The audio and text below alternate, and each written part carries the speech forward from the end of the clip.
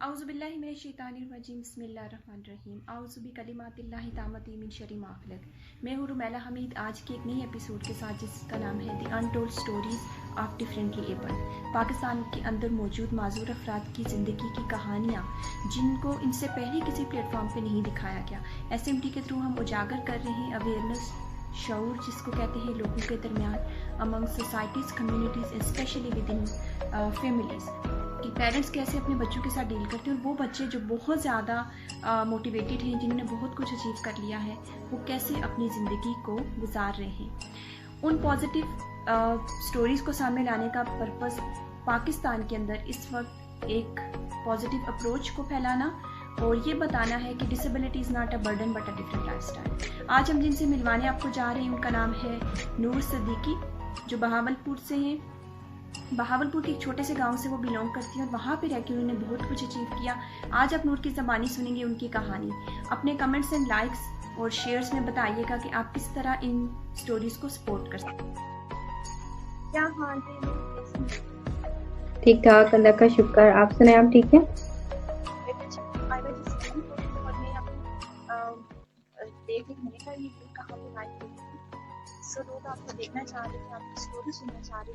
अस्सलामुअलैकुम, मेरा नाम नूर फातिमा है और मैं बहावलपुर से बिलोंग करती हूँ और आज मैं आप सबसे अपनी स्टोरी शेयर करना चाहूँगी।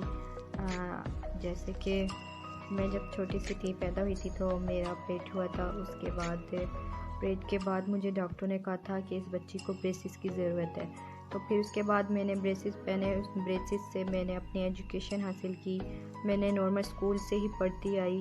उसके बाद मैंने स्कूल जो ज्वाइन किया, तो स्कूल के बाद मैं 5th क्लास में आई। 5th क्लास का मैंने टेस्ट दिया। उसके बाद मेरे अच्छे मार्क्स आए, तो हमारी मैम ने कहा इस बच्चे को 6th में नहीं एडमिशन लेने देना, ना ही 7th में, इसको हमने 8th में करना है। तो फिर उसके बाद मैं 8th क्लास में बैठ गई टेस्ट देकर। उसके बाद फिर मैंने नॉर्मल ही स्कूल से मैं पढ़ती आई हूँ। उसके बाद मैंने मैट्रिक किया, स्कूल से ही किया। अल्हम्दुलिल्लाह वहाँ पे भी यानी कि अच्छे नंबर से मैं पास हुई। उसके बाद मैंने कॉलेज में एडमिशन लिया। कॉलेज में मैंने एडमिशन लिया। उसके बाद वहाँ पे एक कोई टीम आई हुई थी गवर्नमेंट की तरफ से ना, तो उन्होंने मुझे कहा कि आप एक टेस्ट दें। तो उन्होंने कुछ बच्चों को चुना, फिर उसके बाद मुझे भी साथ में उन्होंने चुन लिया था कि इस बच्ची को भी हम लेंगे ना। तो उसके बाद उन्होंने मुझे सिलेक्ट किया। एक टेस्ट था, वो टेस्ट क्लियर किया, तो उसकी बदौलत फिर मुझे लैपटॉप मिला गवर्नमेंट की तरफ से। तो उसके बाद मेरा ऑपरेट हुआ था पाँव का ना। तो जैसे ही मेरा ऑपरेट हुआ था, तो आपको दोनों पाँव का है ना, मेरा ऑपरेट हुआ था। उसके बाद मुझे फिर भी नहीं चैन आ रहा था, सुकून मिल रहा था कि मैं ना घर क्यों बैठी हूँ, मैंने कुछ करना है। तो फिर मैंने एक इंस्टीट्यूट यानी कि ज्वाइन किया, कंप्यूटर क्लास ली, मतलब कंप्यूटर का डिप्लोमा किया वहाँ से ना। तो मतलब मेरा ऑपरेट हुआ था। उसके बाद भी मैं जाती थी कंप्यूटर का, मतलब 1 ईयर का मैंने डिप्लोमा किया। उसके बाद डिप्लोमे के बाद फिर मेरी ट्रेनिंग हुई। स्पेशल बच्चों को मैंने यानी कि ट्रेनिंग दी कंप्यूटर की। तो अल्लाह का लाख लाख शुक्र है कि सब माशाल्लाह से अच्छा रहा। और अब इंशाल्लाह ताला मेरी कोशिश है कि अब इंशाल्लाह आगे मैंने BS स्पेशल एजुकेशन करना है। और इसी तरह ही मैं चाहूँगी कि सब जो नहीं कर सकते वो कभी भी इस तरह ना सोचे कि हम नहीं कर सकते।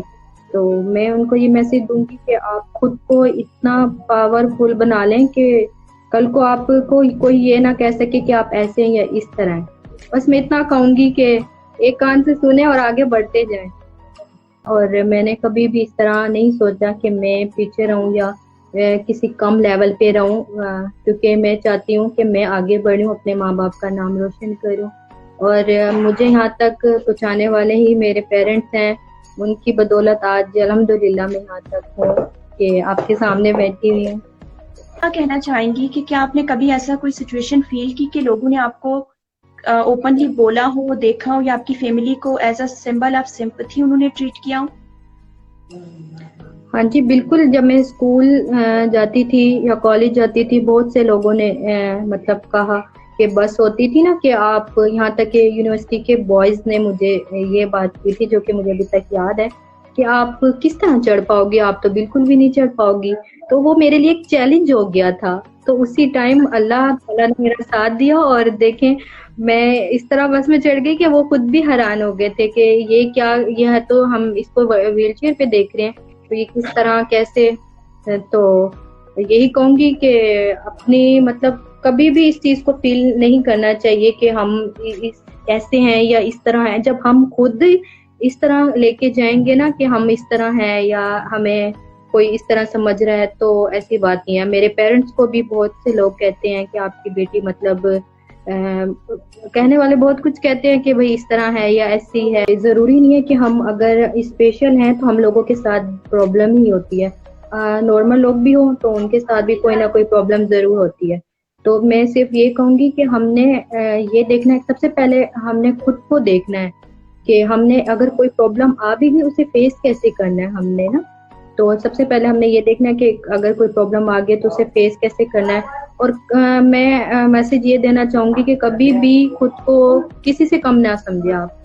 हम मतलब कि ऐसे ऐसे काम कर जाते हैं जो मतलब कि देखने वाला भी हम लोगों को ये कहता है कि शायद एक होता है ना कि आपको पता है कि देखने वाले सब ये कहते हैं कि शायद व्हील चेयर पे आ गए, कुछ नहीं कर सकते या कुछ नहीं कर पाते। और जब हम इस लेवल पे पहुंच जाए, सबसे बड़ी बात होती है कि अगर आपकी फैमिली आपके साथ है, आपके पेरेंट्स आपके साथ है, तो आप कहाँ से कहाँ पहुंच जाते हैं, आपको खुद भी नहीं इल्म होता। क्योंकि जब माँ बाप की सपोर्ट होती है ना, तो बंदा कहाँ से कहाँ पहुंच जाता है। उसके लिए काम करती है, उस पे हम बात कर रहे थे कि आपने किस ऑर्गेनाइजेशन को ज्वाइन किया था और वहाँ पे क्या काम किया था। मैं सोसाइटी फॉर स्पेशल पर्सन मैंने वहाँ पे मतलब कि उनके साथ काम किया है, ठीक है, और कर भी रही हूँ। वहाँ की जो मैडम है, मैडम पैदा कुरैशी, उनका Rama, she is very nice. तो बहुत अच्छा काम रहा है उनके साथ मेरा, अभी भी उनके साथ ही मतलब के काम वगैरह होता रहता है। अच्छा, तो क्या मतलब क्या काम किया था, एक्टिविटीज क्या होती थी। एज अ हेल्प मतलब हेल्प करना किसी की, कोई भी मतलब जिसको किसी चीज की जरूरत होती थी, तो फिर इस तरह। सो नूर, आप बहावलपुर में जहाँ पे रहती हैं वहाँ पे वीमेन विद डिसेबिलिटी की क्या डेटा है, कितने तादाद में लोग वहाँ पे हैं अभी मौजूद। बहुत से लोग हैं यहाँ पे, बहुत से स्पेशल पर्सन है इधर बहावलपुर में ना। अच्छा, सही। तो किस तरह से देखती हैं कि गवर्नमेंट लेवल पे उनके लिए क्या क्या इनिशिएटिव्स हो रहे हैं, या अभी कुछ वहाँ पे सपोर्ट इस तरह की है, कोई सपोर्ट सिस्टम काम कर रहा है डिसेबल पीपल ऑर्गेनाइजेशन से हटके। हाँ जी, थोड़ा बहुत काम हो ही जाता है। बाकी आपको पता है कि हमारे पाकिस्तान में किस तरह मतलब काम किया जाता है और किस तरह होता है। अच्छा नूर, मुझे ये भी बताएं कि जो अभी तक हमने अचीवमेंट्स पे भी बात की थी, आपने इतनी ज्यादा अचीवमेंट्स की हुई हैं, तो मुझे जरूर वन बाय वन बताएं कि कहाँ कहाँ से वो अपने सर्टिफिकेट्स लिए। कुछ रील्स मैंने आपकी देखी थी, बाद में हम छोटी सी वीडियो बना के आपकी अपलोड करेंगे जो आपकी अचीवमेंट्स हैं। लेकिन अपने आप खुद से बताइए कि आपने क्या क्या अचीव किया अभी तक और कहाँ कहाँ से आपको प्राइज या जो आपको सर्टिफिकेट्स वगैरह मिले।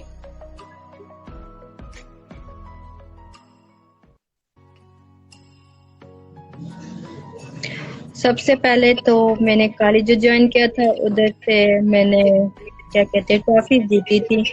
14 अगस्त को ये फंक्शन हुआ था, उसके बाद मुझे नहीं पता था, वो सर ने ऐसी पेंटिंग करवाई थी। तो पेंटिंग के बाद वो जब पेंटिंग की थी तो मेरी बहुत अच्छी लगी उन्हें, तो फिर मैंने पेंट की, मुझे उन्होंने मतलब ट्रॉफी मिली थी। और सेकंड, उन्होंने जब सेकंड मेरा नाम लिया तो तब मैं बहुत हैरान हो गई थी कि एक साथ मुझे दो दो ट्रॉफियां दी जा रही हैं। दूसरी ट्रॉफी मुझे नात की दी थी कि मैंने वहाँ पे नात वगैरह पढ़ी थी ना, तो इसलिए। अच्छा, अभी भी नात पढ़ सकती हैं, नात में इंटरेस्ट है ना, वो तो सबको ही होता है माशाल्लाह से। तो कोई हमें नात सुनाना चाहेंगी लाइव। हाँ बिल्कुल, जरूर, क्यों नहीं। चले सुनाए फिर। ओके। सल्लल्लाहु काया या रसूल अल्लाह वसल्लम अलैका या हबीब अल्लाह। बुला लो फिर मुझे ऐशा हे बहारों बर मदीने में मैं फिर रोती हुई आऊँ तेरे दर पर। मदीने में मदीना इसलिए आता रोजानो दिल से है प्यारा के रहते हैं मेरे आका मेरे दिलबर। मदीने में बुला लो फिर मुझे ऐशा ए बहरों बर। मदीने में। जज़ाकल्लाह। और आप सबसे मैं यही कहूँगी कि अपने आप को बाहर लेकर आए, कुछ करके दिखाएं, कुछ बन के दिखाएं और कुछ ऐसा कर जाएं दुनिया में कि देखने वाले ये जो कहते हैं ना कि हम कुछ नहीं कर सकते, तो उनके लिए आप कुछ ऐसा कर जाएं कि वाकई वो देख के आप लोगों को हैरान हो जाए कि हाँ जी कि वाकई आप कुछ कर सकते हैं। तो मेरा आप लोगों से यही मैसेज होगा है कि आप लोग आगे बढ़ें, अपनी एजुकेशन को आगे लेके चलें, अपने पेरेंट्स का नाम रोशन करें और कभी भी खुद को किसी से कम ना समझें। ओके, आप सब मुझे अपनी दुआओं में याद रखिएगा। Thank you. अल्लाह हाफिज़। Thank you so much Noor.